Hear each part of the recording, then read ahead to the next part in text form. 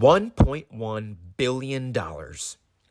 It's amazing what happens when a brand formerly revered for its family-oriented content actually produces an age-appropriate movie for kids. Families finally felt inclined to take their kids back to the movie theaters in droves. Who would have thought? Families have been dying to take their kids back to the theaters, especially in the midst of summer break, but have clearly held out on recent Disney films the past few summers as Disney chose to sideline family values and age-oriented content to promote their woke DEI initiatives and radical LGBTQ alphabet soup agenda. The last time Disney produced a kids-oriented animated movie that grossed over $1 billion was back in 2019 with the release of Toy Story 4 and Frozen 2. Inside Out 2 released on June 14th and has absolutely dominated the summer box office. Even with a $200 million budget and probably an expensive marketing campaign, this movie is set to turn a profit, and I am sure Disney CEO Bob Iger has finally taken a deep sigh of relief. This was definitely unexpected, as Disney has released a multitude of devastating flops since 2019.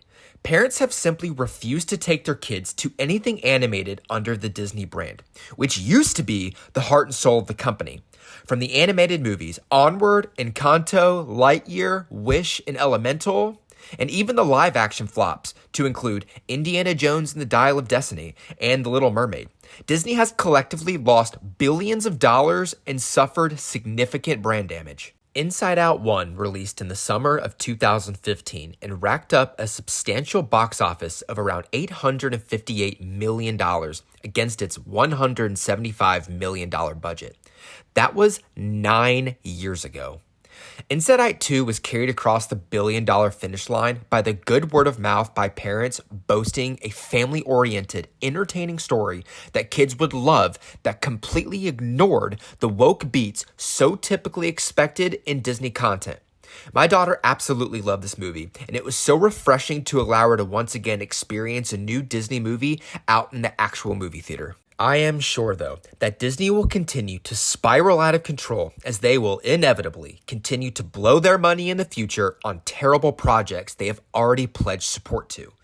Projects where parents will not show up en masse to support at the movie theater or stream for their kids on Disney Plus because of the weak word of mouth created from all the woke content that Disney employees just can't seem to let go. I hope with the massive financial success of Inside Out 2, a rational person with a seat at the table has the fortitude to point this out. Make good family content, get a massive pile of cash. It's really that simple. It's unfortunate for a company as large as Disney. Even a profit like this can be wiped away in an instant.